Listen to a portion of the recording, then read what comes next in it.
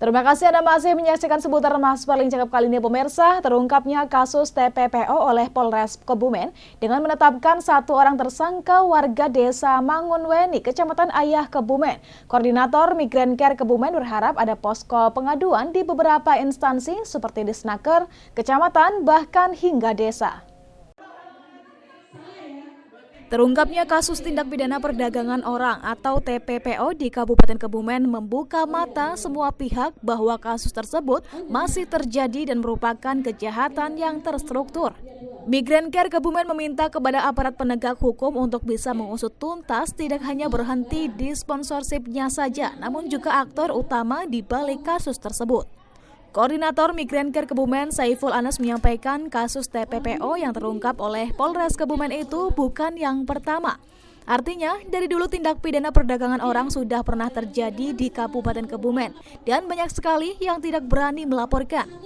Hal itu diungkapkan usai acara peningkatan kapasitas pekerja migran di Gombong pada Rabu 14 Juni 2023.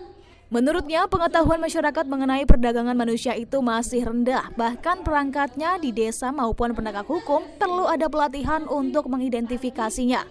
Akan tetapi dengan terungkapnya kasus ini menjadi pintu masuk untuk mengungkap lebih besar lagi tindak perdagangan orang di Kebumen.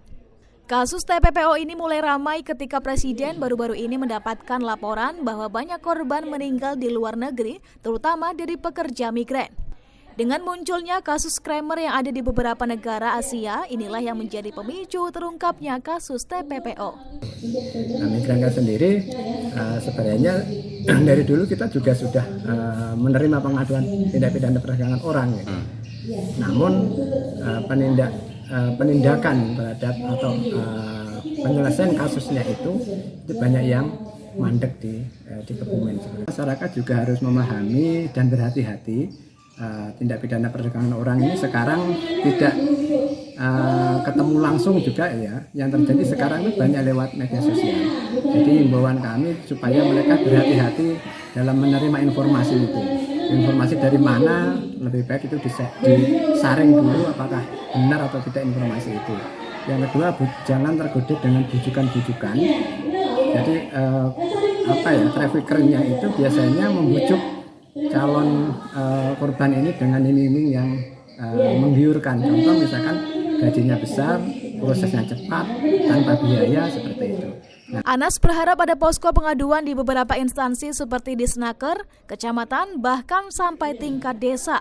Pihak Migrancare sendiri sudah pernah menerima pengaduan tindak pidana perdagangan orang, namun penyelesaian kasus tersebut banyak yang berhenti. Dirinya pun berpesan masyarakat harus berhati-hati bahwa tindak perdagangan orang saat ini tidak harus bertemu langsung karena sudah banyak yang melalui media sosial.